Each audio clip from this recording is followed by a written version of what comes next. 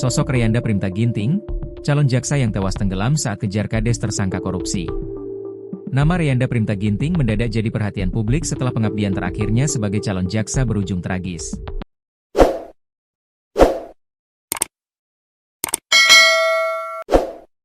Pemuda 26 tahun tewas saat menjalankan tugas pengejaran terhadap tersangka kasus korupsi dana desa di Kabupaten Asahan, Sumatera Utara. Diketahui Reyanda tercatat sebagai calon jaksa angkatan 2025 di Kejaksaan Negeri Kejari, Simalungun.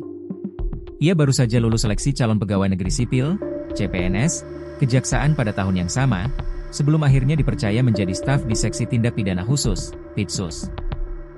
Sejak bergabung, ia dikenal sebagai sosok muda yang penuh dedikasi.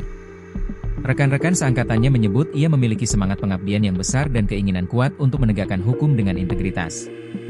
Ia adalah calon jaksa yang baik, loyal, dan sangat aktif belajar mendampingi tim Pitsus. Kami semua kehilangan, ungkap Kasih Intelijen Kejari Simalungun, Edison Sumitro Situmorang. Tragedi memilukan terjadi pada Rabu sore, 2 Juli 2025, saat itu, tim Kejari Simalungun tengah melaksanakan operasi penangkapan terhadap Kepala Desa Banjarhulu, Kardianto. Kardianto tersangka korupsi dana desa lebih dari 500 juta rupiah.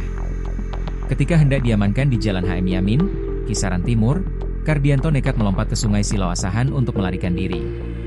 Melihat aksi tersebut, Reyanda bersama seorang warga bernama Fahri berusaha mengejar dan menarik tersangka agar proses hukum tetap berjalan. Namun nahas, derasnya arus sungai dan kelelahan membuat keduanya terseret arus. Proses pencarian oleh tim SAR gabungan berlangsung sepanjang malam. Pagi harinya, Kamis, 3 Juli 2025, jasad Reyanda ditemukan dalam kondisi meninggal dunia di radius 3 km dari titik awal ia hanyut. Reyanda merupakan putra daerah Kabupaten Karo. Ia menamatkan pendidikan menengah di SMAN 2 Kabanjahe. Kepala Sekolah SMAN 2 Kabanjahe, Lesman Tarigan, membenarkan bahwa Reyanda merupakan alumni sekolah tersebut. Kami berduka atas kepergian almarhum. Semoga keluarga diberikan ketabahan, ucap Lesman. Jenazah almarhum telah dibawa ke rumah duka di Kabupaten Karo.